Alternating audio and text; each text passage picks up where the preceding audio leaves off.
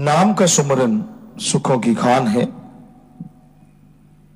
पर इस कलयुग में सुमरन करना अपने आप में बहुत बड़ी चुनौती है।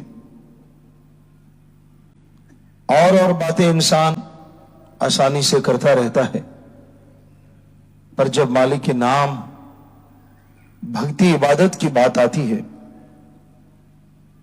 तो उसे बहुत मुश्किल लगता है, बड़ा वजन लगता है, परेशानी आती है। जबकि वह भूल जाता है कि मालिक का नाम ही एक ऐसा है जो तमाम परेशानियों से आपको मुक्ति दिला सकता है। राम का नाम, अल्लाह वाहिगुरु गौर खुदा रब का नाम लेने में कुछ लगता तो है ही नहीं।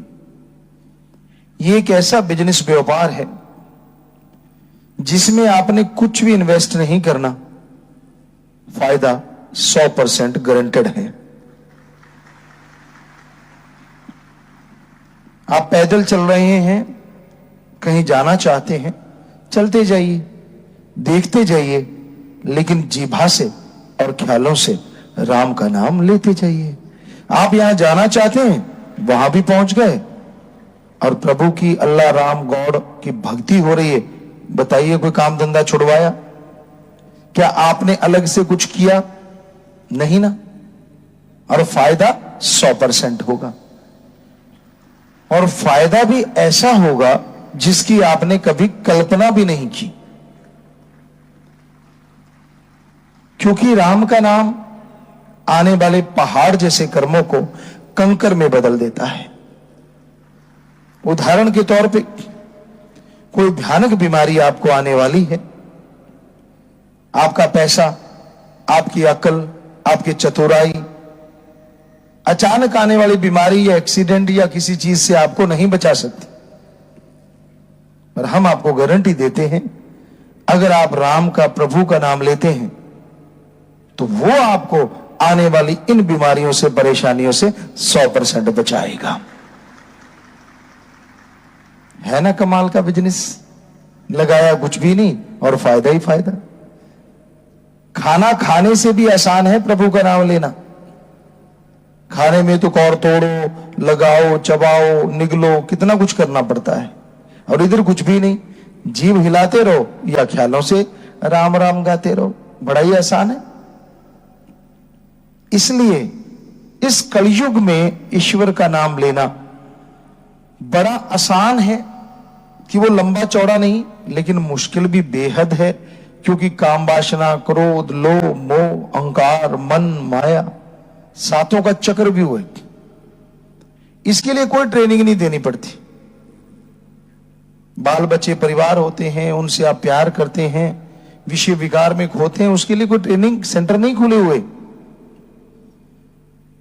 हाँ, दुनियावी ज्ञान के लिए स्कूल, कॉलेज है, और इंसानियत के लिए, रूहानियत के लिए, प्रभु के प्यार मोहब्बत के लिए रूहानी कॉलेज, स्कूल, सत्संग होता है।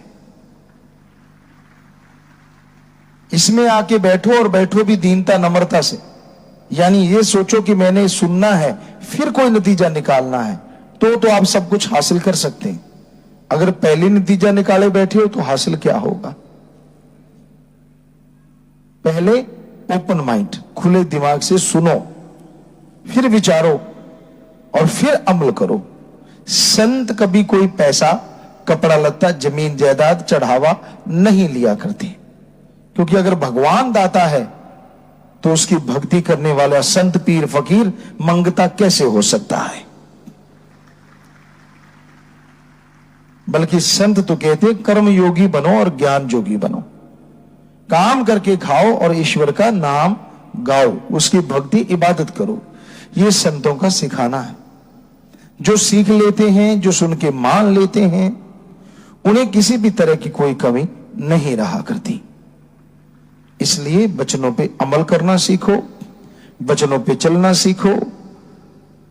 जो सेवा सिमरण करते हैं, जो भक्ति इबादत करते हैं, मालिक उन पे दया में रहमत जरूर बरसाया करते हैं।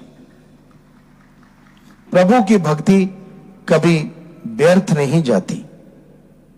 जीभा से एक बार भी आप प्रभु के नाम का जाप करते हैं, मालिक की भक्ति इबादत करते हैं, यकीनन वो आपके जीवन में, आपकी आत्मा के लिए फायदेमंद साबित होगा ही होगा। आप अपनी आदत को बदलना चाहते हैं, अपने विचारों को बदलना चाहते हैं, बदल सकते हैं आत्म बल के द्वारा, लेकिन बड़ा आसानी से बदला जा सकता है प्रभु के नाम के सुमरन से, भक्ति इबादत से। वरना आदमी की आदत जल्दी से बदलती नहीं। गांव में देखा, पशु रस्सा चबाने लग जाए, कितने बढ़िया उसके आगे भोजन रख दो, आटा रख दो, बिनोले रख दो, कुछ भी रख दो, खाते खाते रस्सा चबाएगा जरूर।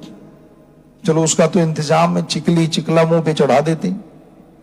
पर आदमी की आदत को बदलना कोई आसान काम तो है नहीं।